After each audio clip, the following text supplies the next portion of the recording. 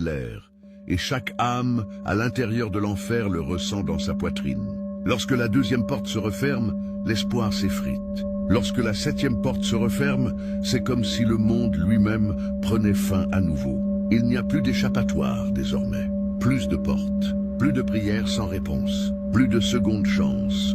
Le rugissement du feu s'atténue, non pas en s'adoucissant mais en devenant plus lourd, comme une tempête qui s'est installée dans son propre rythme sans fin. Les anges retournent à leur poste silencieux.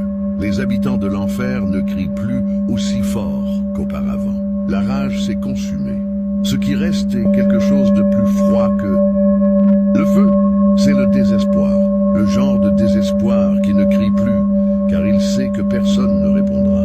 Parmi les flammes, des murmures commencent. Pas des plans, pas des espoirs, mais ce qui aurait pu être. Une femme murmure aux cendres qui occupent désormais l'emplacement de ses mains. « Si seulement j'avais prié !» Un homme marmonne à la fumée. « Si seulement je m'étais repenti !»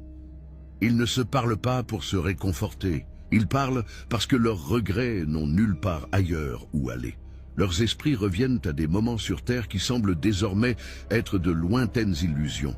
Les nuits où ils ont ri, les péchés qu'ils ont ignorés, les avertissements qu'ils ont écartés, chaque appel à la prière qu'ils ont fait taire, chaque moment de miséricorde qu'ils ont gaspillé. Et maintenant, ces moments se rejouent encore et encore, non pas pour les changer, mais pour les tourmenter avec ce qu'ils auraient pu choisir.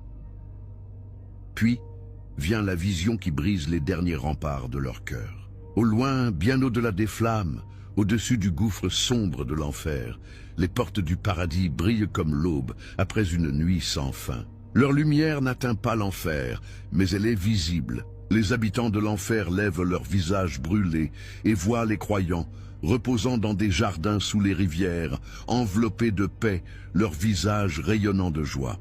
Des rires flottent faiblement à travers le fossé, non pas dans la moquerie, mais dans la pureté. Et ce son brûle plus profondément que le feu lui-même, car ils savent maintenant qu'ils auraient pu être là.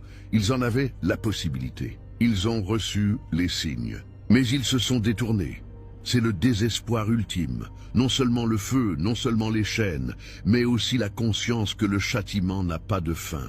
La mort ne viendra pas les sauver. Le temps ne s'écoulera pas. Le feu ne s'éteindra pas. Chaque seconde est le reflet de la précédente. Chaque cri est le reflet du précédent. Et ils vivront ainsi, non pas un jour, ni 1000 ans, mais pour toujours. L'éternité a commencé, et elle ne cède pas au regret. Au-dessus d'eux, les anges du châtiment restent impassibles. Les portes de l'enfer restent scellées, la lumière du paradis reste lointaine, et le feu continue de brûler.